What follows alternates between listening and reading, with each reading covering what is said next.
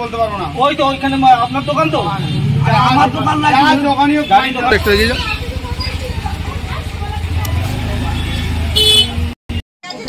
হ্যাঁ।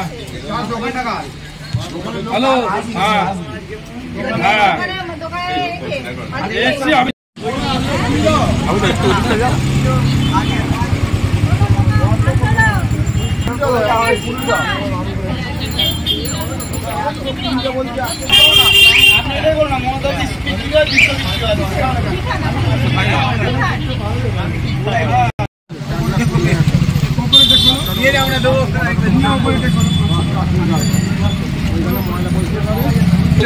আবার ভোলার দাদার দোকানে আচ্ছা ঠিক আছে, নেবো না আছি নাকি, আমরা দেখবো।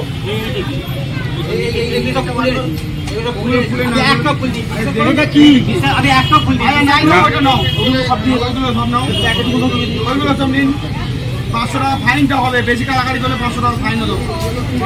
অরিজিনগুলো দিয়ে দিন, নাহলে ফাইনও দিতে হবে। নাটক করছে কি? ফাইন দিতে হবে। ফাইনটা 500 টাকা ফাইন করা হচ্ছে, সামনে ওইটা রেখে নাটক করছেন। আগে 500 টাকা ফাইন করুন। হ্যাঁ, ওইগুলো সব খুলে যাও যাও। ঠিক আছে, চলুন। ব্যাগটার ভিতরে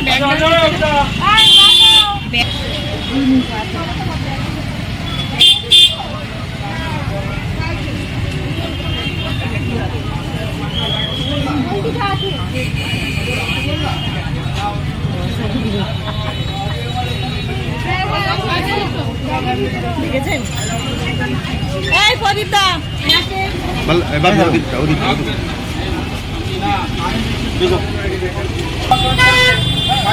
আগের মাল তো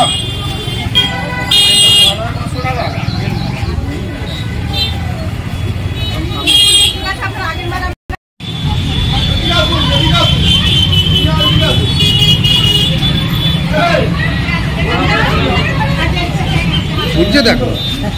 হ্যাঁ, ওইটা ওইটা ওইটা ওইটা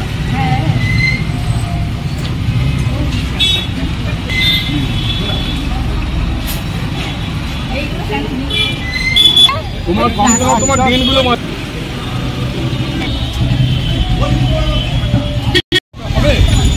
করবে না, হবে।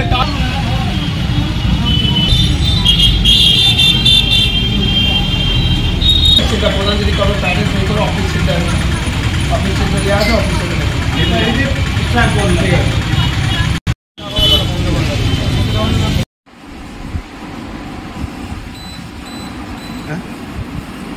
যাচ্ছি। আরে হাবু, হ্যাঁ তুলে দিচ্ছি, চল। হাবুদাটা কোথায় গেল? তো একটা দৃষ্টান্ত দেখ। কারখানাটা বন্ধ করা যাবে না, বিকজ ইকোনমিক্যালি একটা ব্যাপার আছে, যেটা ইকোনমিক্যালি এত মানুষের তো সরকারও মানে দিতে পারবে, চাকরি দিয়ে সম্ভব নয়। তো সরকার ডাইরেক্টলি কোনোদিন এটা বন্ধ করতে পারবে না। এটা আমাদেরকে বুঝতে হবে যে প্লাস্টিকটা কতটা ক্ষতি হচ্ছে আমাদের জীবনে। কারণ আজকে যদি আমরা সজাগ না হই, তাহলে ভবিষ্যতে তো ওই প্লাস্টিক তো কোনোদিনও ডিগ্রেডেবল নয় না, ওটা তো 7000 বছর পর্যন্ত ওটা থাকবে। তো আজকে যদি আমরা সজাগ না হয়ে প্লাস্টিকেরই ঢের থাকবে, আমরা তো তখন আর আশেপাশে ল্যান্ড দেখতে পারবো না, গাছ দেখতে পারবো না, কিছু দেখতে পারবো না, খালি আমরা প্লাস্টিক দেখতে পাবো। তো তার জন্য আজকে মানুষকে সজাগ করানোর জন্য আমরা এই কাজটা করছি। কিভাবে করছেন আপনারা? আমরা মানুষকে অ্যাওয়্যার করছি যে কিভাবে প্লাস্টিক বন্ধ করতে হবে, কিভাবে ঠিক জায়গায় প্লাস্টিকগুলোকে নিয়ে যেতে হবে বা ফেলতে হবে, ম্যানেজ করতে হবে, এটাই মানুষকে বোঝাচ্ছি। প্লাস্টিকের অপকারিতা কি? প্লাস্টিক 1 নম্বর, প্লাস্টিক পচে যায় না। প্লাস্টিক যদি পোড়ানো হয় তো আমরা ডাইঅক্সিন গ্যাস বের হয়।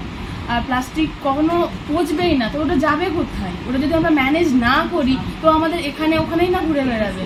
তো ম্যানেজমেন্টটা ইম্পর্টেন্ট।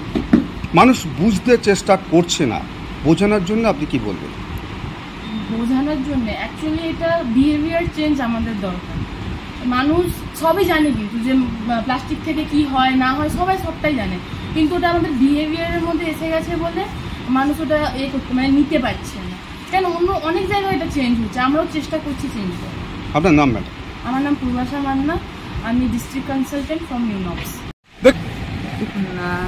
মানুষের তো পুরানো অভ্যাস চেঞ্জ করতে টাইম লাগবে, তবে যারা ব্যবহার করছে তারা সচেতন হচ্ছে না। যারা ব্যবহার 120 মাইক্রন ব্যবহার করছে তারা সচেতন হয়েছে, তারা ভবিষ্যৎ এবং পরিবেশকে স্বচ্ছ রাখার পথে এগোচ্ছে। কিভাবে আপনারা অভিযান চালাচ্ছেন?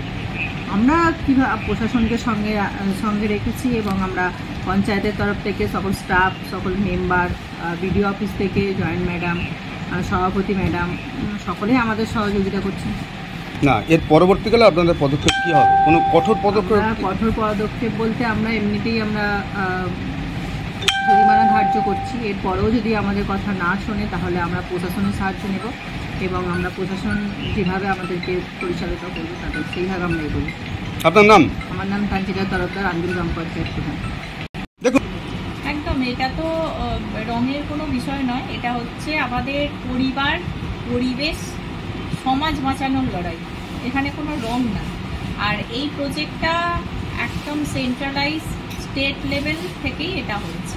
কিভাবে আপনারা পরবর্তীকালে কিভাবে পদক্ষেপ নেবেন? দেখুন, পদক্ষেপ তো আমরা একদম প্রথম দিন থেকেই নিচ্ছি। প্রথম পদক্ষেপ আমাদের যেটা ফার্স্ট ছিল যে মানুষকে সচেতন করা, তো সচেতন আমরা মাইকিং বিভিন্নভাবে করা হয়েছে। তো এখন যেটা আমরা করছি সচেতনতা সঙ্গে মানুষকে আরও যাতে তারা বেশি শোনে কথাগুলো, তার জন্য কিছু শাস্তিমূলক ব্যবস্থা তো ডেফিনেটলি এইভাবে চলছে। এবং সর্বোপরি মানুষ আমাদের ভীষণ হেল্প করছে, কারণ দেখুন কারোর পক্ষে সম্ভব না যে এখানে বসে আমি জানতে পারবো যে ওই দোকানদার বিক্রি করছে বা কি হচ্ছে। মানুষ আমাদের হেল্প করছে যে এটা যাতে আমরা বন্ধ করতে পারি। কি মনে হয়? হ্যাঁ, আমি তো প্রথমেই বললাম মানুষের সহযোগিতা ছাড়া মানুষের কাজ সম্ভব না। কিছু কিছু সময় দেখুন, ফার্স্ট হচ্ছে আমাদের এর সোর্স অফ লেভেলটা জানতে হবে। আমরা যদি বলি যে পেট্রোল বন্ধ করে দাও, কারণ আমার ফার্স্ট এটা বলার কথা যে এই প্লাস্টিকের উৎস কিন্তু পেট্রোল, তাহলে যারা এরকম প্রশ্ন করছে আমি তাদেরকে বলবো যে তাহলে একদম যদি সোর্স ধরো তো তাহলে পেট্রোল বন্ধ করো। আপনার নাম? কাবেরী ঘোষ, দলনেত্রী, আন্দুল গ্রাম পঞ্চায়েত।